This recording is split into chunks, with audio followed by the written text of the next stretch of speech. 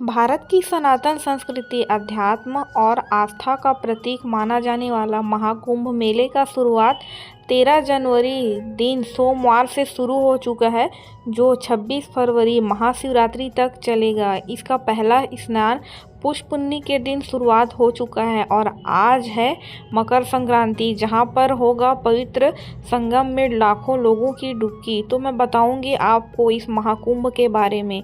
सुबह से ही श्रद्धालु गंगा, यमुना और अदृश्य दिखने वाली सरस्वती के तट पर डुबकी लगा रहे हैं।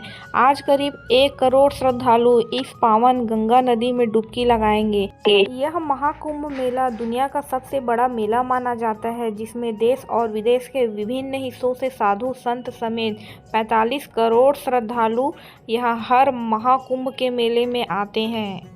महाकुंभ में आए सभी अखाड़े आज से संगम तट पर कल्पवास करेंगे। सबसे पहले जूना अखाड़ा शाही स्नान करेगा। इसके बाद एक एक करके सभी अखाड़े त्रिवेणी संगम में आस्था की डुबकी लगाएंगे। यहाँ प्रशासन की सबसे ज़्यादा विस्तृत व्यवस्था की गई है और मेला क्षेत्र के साथ साथ प्रयागराज शहर और आसपास के स्थानों पर अभूतपूर्व सुरक्षा की गई है।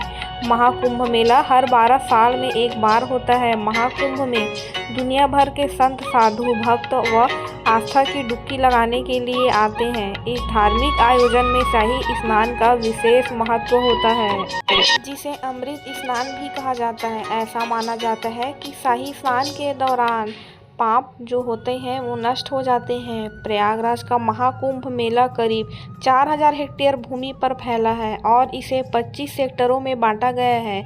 उत्तर प्रदेश शासन ने महाकुंभ मेला परिक्षेत्र को राज्य का 76वां जिला घोषित किया है। इस साल का महाकुंभ बेहद शुभ माना जा रहा है।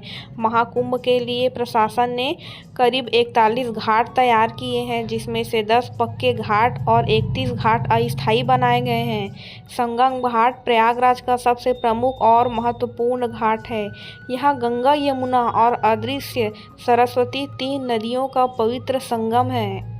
अगर आपने अभी तक मेरे चैनल को सब्सक्राइब नहीं किया है तो इस तरीके की विस्तृत जानकारी देखने के लिए मेरे चैनल को सब्सक्राइब करके मुझे अवश्य सपोर्ट करें। अब मैं बताती हूँ कि आप प्रयागराज कैसे पहुँच सकते हैं, क्या आपका खर्चा हो सकता है और यहाँ रुकने की व्यवस्था प्रशासन ने किस प्रकार से की है। प्रयागराज के मेले तक पहुंचने के लिए आपको प्रयागराज में ही खाली 8 स्टेशन मिल जाएंगे, जिसमें प्रयागराज जंक्शन, प्रयागराज संगम, हाजीपुर, झूसी, इस तरीके के 8 स्टेशन आपको आसपास के शहरों से आने के लिए मिल जाएंगे।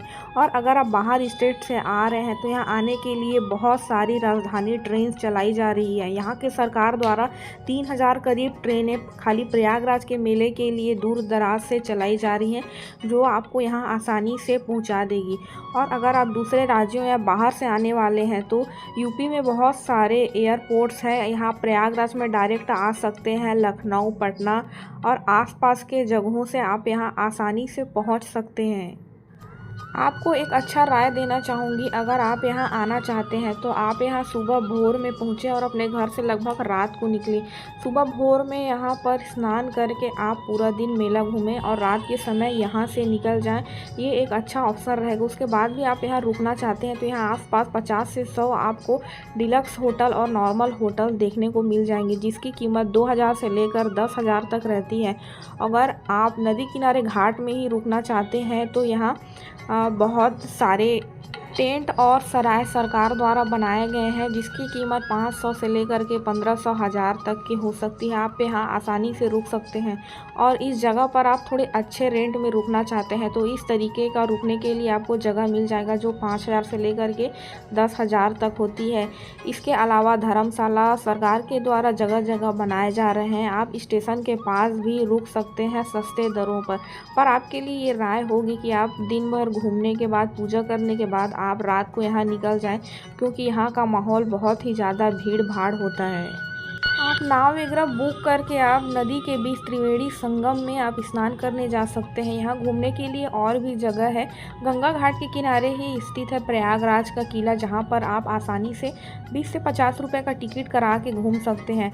और यही किनारे में स्थित है लेटे हुए हनुमान जी, जिनका दर्शन करना बेहद ही ज़्यादा शुभ माना जाता है। ऐसा माना जाता है कि जब हनुमान जी संजीवनी बूटी लेने के लिए गए थे तो किसी ने इन पर बाण चला दिया था। तो ये वीडियो आपको कैसी लगी मुझे ज़रूर बताएं, और क्या आप भी प्रयागराज के महाकुंभ में पुण्य का स्नान करने जा रहे हैं, ये मुझे आप कमेंट्स करके ज़रूर बताएं। धन्यवाद।